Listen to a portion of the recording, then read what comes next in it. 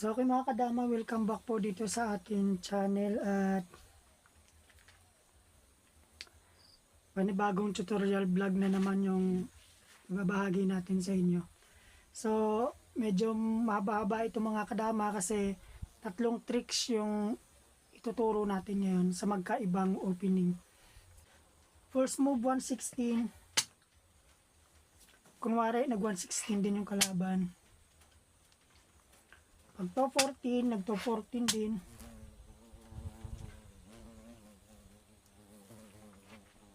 16-13, 16-13, 5-1, 5-1. Ngayon, pag 115 ng kulay dilaw, hindi na nakapag 115 yung kulay pula, umakyat ng 116. So, pagkain,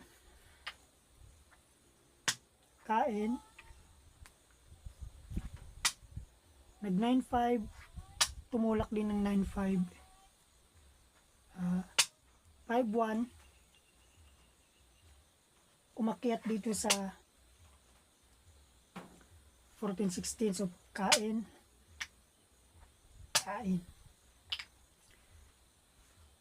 Ngayon, pag 115, wala siyang magawa kundi umakyat dito sa pinakadulo kasi kakainin.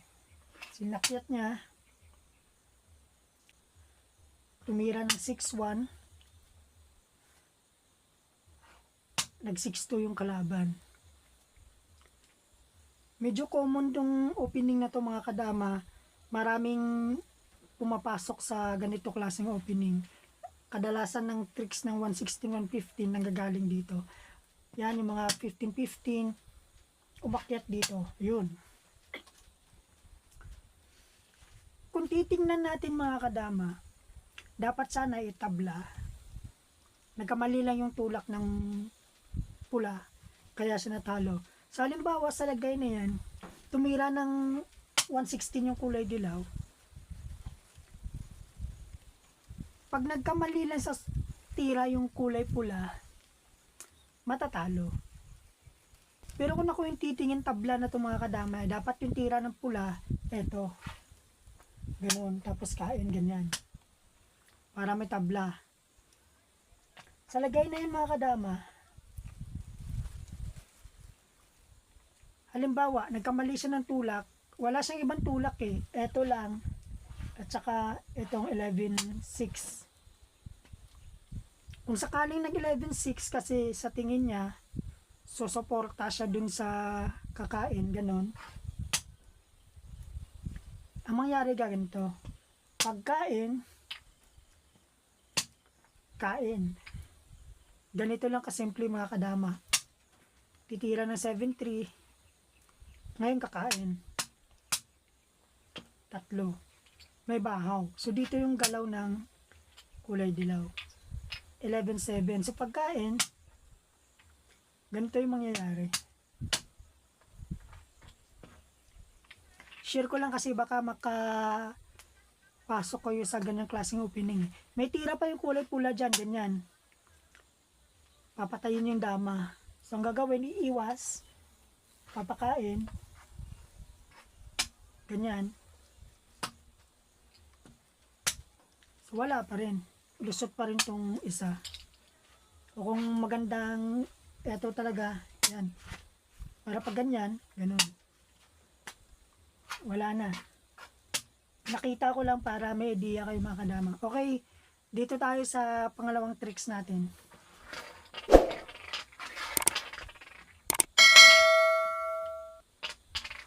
May nagsasabi kasi na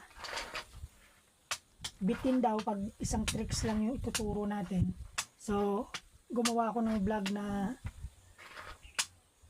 tatlong opening. Yan.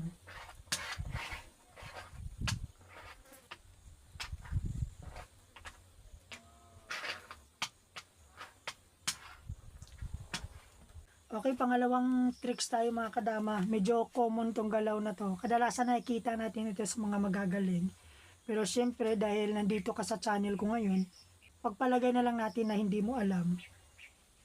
Panuorin mo na lang ito mga kadama. Halimbawa tulak ng 116, 314, 5-1. Ganyan. Yan yung mga tulak ko eh. Halimbawa, nag 116, tulak ko yan, 314. Ngayon, nag 5-1.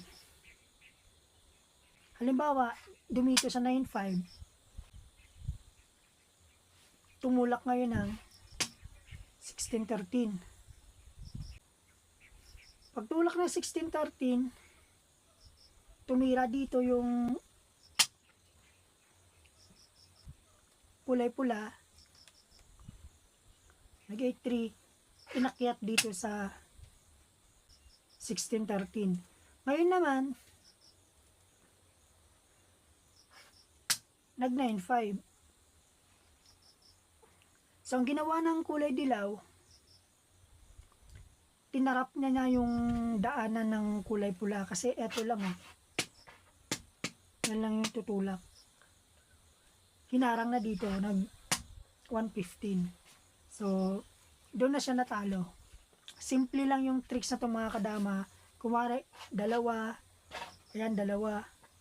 Kung nakikita natin, dalawa. Kain. Ito lang yung gagalawan. Pero sa formang ito, talo na yung kulay dilaw. Ganito lang mga kadama. Pakain ng dalawa. So, ayun, kita na natin. Pakain ulit. Pagkain, yun, shoot dun sa dama. So, pangalawang tricks na natin yan mga kadama. Pangatlong tricks naman tayo.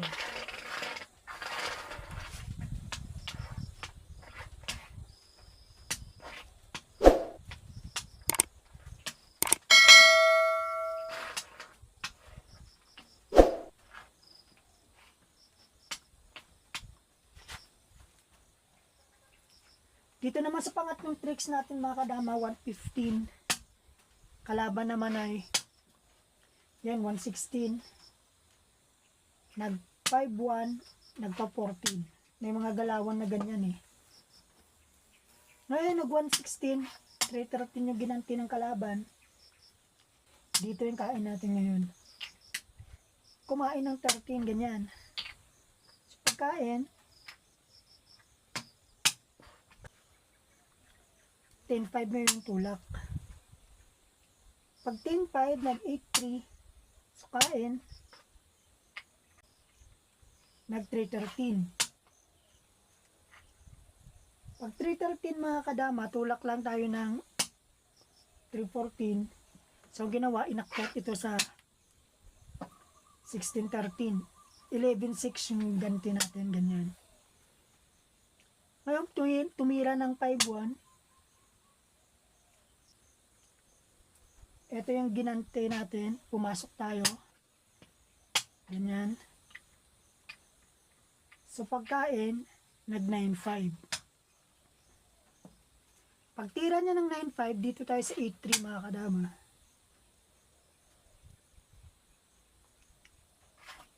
Sinayang.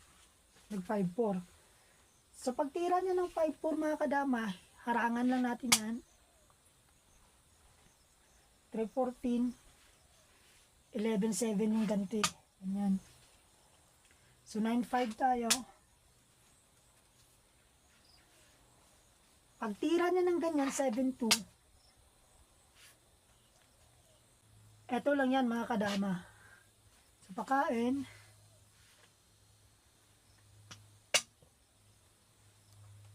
Ganyan. So, parang simple lang. So, pagkain niya ulit, kain tayo dito, ganyan. So, napakadali lang makadama. Pero halimbawa, hindi siya tumulak ng ganon, hindi siya tumulak ng 7-2, nag 7-3 siya, ulitin natin makadama. Yan yung forma eh. Tumulak siya dito, kaya natalo. Pagpalagay na lang natin mga kadama, yung tulak niya, 7-3. Ganun pa rin gagawin natin.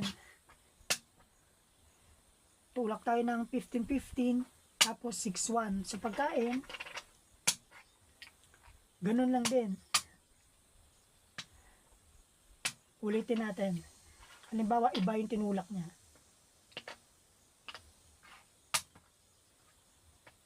Yan yung forma.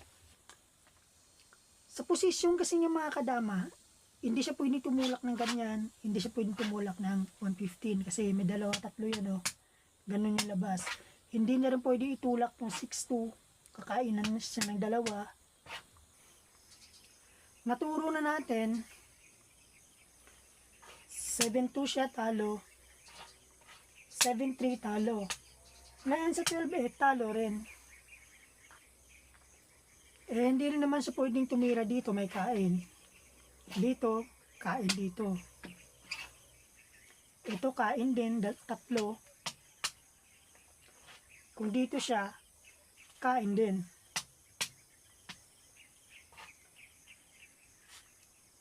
Sa madaling salita dito mga kadama,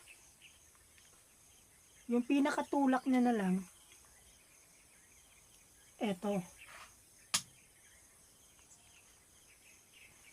Ngayon, yung pinaka-counter natin dyan mga kadama sa tulak na yan, walang iba, kundi eto, 6'1".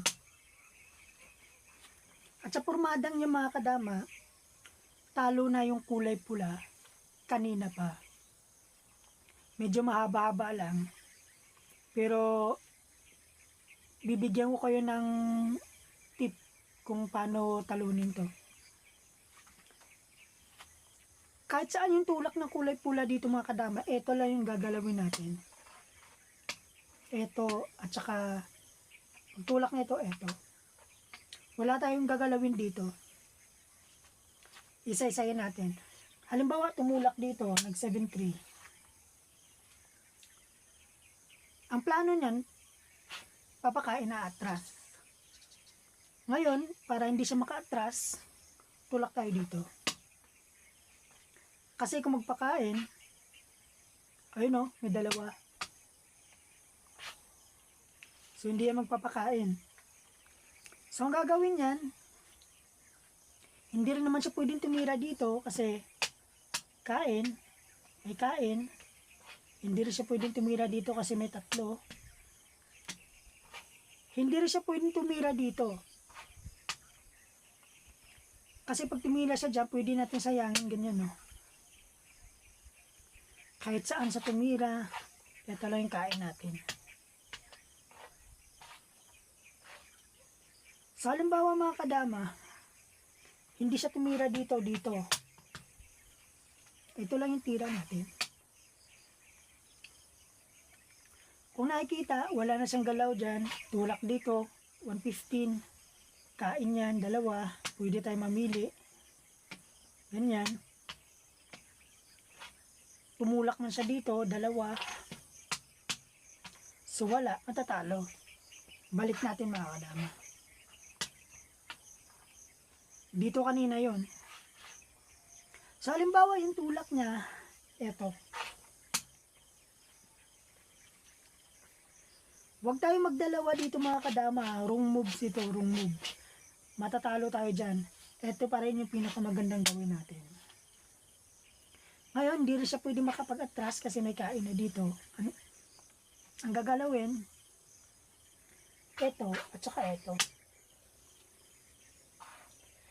Ngayon mga kadama, kahit saan sa tumulak dyan, dumito, ito lang yung titira natin. Pag tumira siya ganyan, dito tayo sa pinakadulo.